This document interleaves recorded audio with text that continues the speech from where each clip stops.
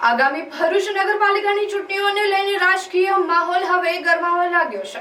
ત્યારે ભરૂચ જિલ્લા કોંગ્રેસ કાર્યાલય ખાતે ગુજરાત પ્રદેશ કોંગ્રેસ સમિતિના પ્રભારી મનહર પટેલની અધ્યક્ષતામાં એક મહત્વની બેઠક યોજાઈ હતી, જેમાં ચૂંટણીના આયોજન અને ઉમેદવારી ફોર્મ અંગેની પસંદગી માટેની વિસ્તૃત ચર્ચા વિચારણા કરવામાં આવી હતી।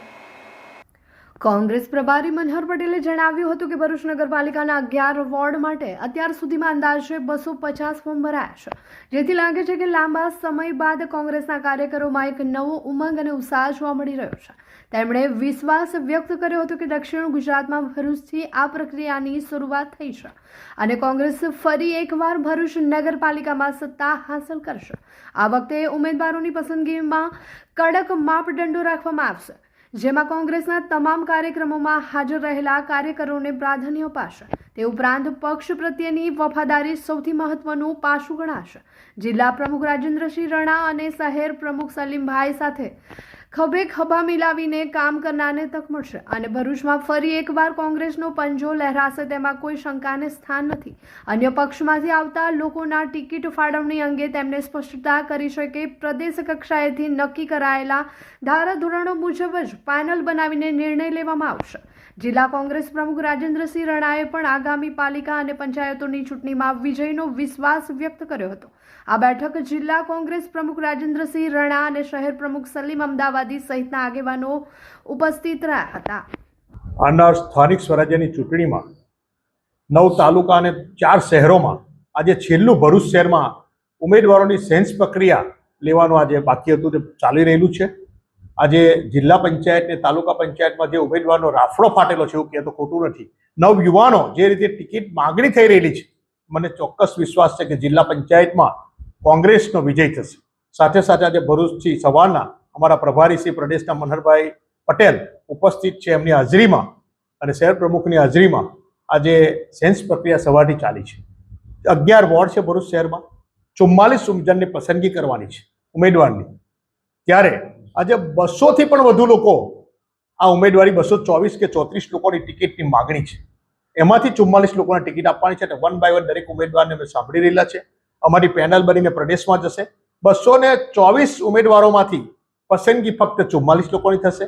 ભરૂચ નગરને ભારતીય જનતા પાર્ટીની નિષ્ફળતા છે, જે ભ્રષ્ટાચાર છે, જે પૈસા ખાવાનું એપી સેન્ટર ભારતીય જનતા પાર્ટીએ બનાવી દીધેલું છે, તેને લોકો જાકારો આપીને આજે દરેક વોર્ડમાંથી, દરેક કોમમાંથી, હિન્દુ, મુસ્લિમ, ઈસાઈ, શીખ દરેક કોમમાંથી લોકો ફોર્મ ભરીને જે લોકો ટોળે ટોળા આજે આવીને રજૂઆતો કરી રહ્યા છે, મને વિશ્વાસ છે કે ભરૂચમાં કંઈક નવાજૂની થવાની છે, એનું પરિવર્તન સમગ્ર ગુજરાતમાં આવશે। આ ફોર્મમાં વિતરણ કરવામાં આવ્યા હતા અને આજ રોજ મારી પાસે જે આવ્યા છે ફોર્મ, એમાં 250થી જેટલા ફોર્મ અત્યારે મારી જોડે પડ્યા છે। 11 વોર્ડ છે અને જે ઉત્સાહ જોવા મળે છે, બહુ લાંબા સમય બાદ ભરૂચ નગરપાલિકામાં જે ઉત્સાહ અને ઉમંગ જોવા મળે છે અને સારું વાતાવરણ જોવા મળે છે અને ફરી એકવાર ભરૂચ નગરપાલિકા કોંગ્રેસની બને એ તમામનો એક રાગ જોવા મળ્યો છે। ત્યારે મને ખૂબ આનંદ થાય છે કે શહેર પ્રમુખ સલીમભાઈ અને અમારા જિલ્લા પ્રમુખ રાજેન્દ્રસિંહ રાણા સમગ્ર દક્ષિણ ગુજરાતમાં આ સૌથી પહેલી પ્રક્રિયા દક્ષિણ ગુજરાતમાં ભરૂચ નગર અને જિલ્લામાં આ શરૂ થઈ છે અને પૂર્ણ પણ થવાની છે। મને સંપૂર્ણ વિશ્વાસ છે કે આવનારી નગરપાલિકાની ચૂંટણી ગમે ત્યારે જાહેર થાય, અમારા જિલ્લા પ્રમુખ અને શહેર પ્રમુખ એના માટે તૈયાર છે, કટિબદ્ધ છે અને ફરી એકવાર ભરૂચમાં કોંગ્રેસનો પંજો આવશે, એમાં કોઈ શંકાને સ્થાન નથી। જય હિન્દ, જય કોંગ્રેસ। ખાસ કરીને આ વખતે કેવા ઉમેદવારોને પ્રાધાન્ય આપવામાં આવશે? જે લોકોએ છેલ્લા 5 વર્ષમાં કોંગ્રેસના કાર્યક્રમોમાં હાજરી આપી છે, જિલ્લા શહેર પ્રમુખો સાથે ખભે ખભા મિલાવીને કામ કર્યું છે, સતત જે કાર્યક્રમમાં હાજર રહ્યા છે અને જે સક્રિય રહ્યા છે એને પ્રાયોરિટી આપવામાં આવશે અને કોંગ્રેસની વફાદારી એ ખાસ જોવામાં આવશે। અન્ય પક્ષમાંથી જોડાયેલા લોકોને શું ટિકિટ આપવામાં આવશે? એ જે નિર્ણય હોય છે એ પ્રદેશ કક્ષાએથી લેવાનો હોય છે। અમારી ભલામણો હશે, અમે કોઈ એક નામ સૂચવી શકે નહીં, અમારે પેનલ મોકલવાની હોય છે। જિલ્લા પ્રમુખ ને શહેર પ્રમુખ સાથે મળીને અમે પેનલ મોકલીશું અને ત્યાં નિયમ જે નક્કી કર્યા છે, ધારાધોરણ હશે એ મુજબ આ ટિકિટ ફાળવવામાં આવશે। साल के इस महीने में हर दूसरी रील में आपको मिल जाते हैं अनप्रपोर्शनेट प्रोमिसेस और अनगिनत सलाहें जो शायद आपको और भी कंफ्यूज करती हैं, पर इस सब में जो एक मेन चीज मिसिंग है वो है competency based learning. Yes parents, Gujarat board हो या सीबीएसई, अब यही रास्ता है स्कोर करने का। पर क्या आपके बच्चों के टीचर्स इस चैलेंज के लिए तैयार हैं? लर्निंग सेंटर में हम तैयार हैं। 9th 10th हो या 11th 12th, गुजरात बोर्ड हो या सीबीएसई, हमारे नए करिकुलम का एकमात्र फोकस है कॉम्पिटेंसी बिल्डिंग।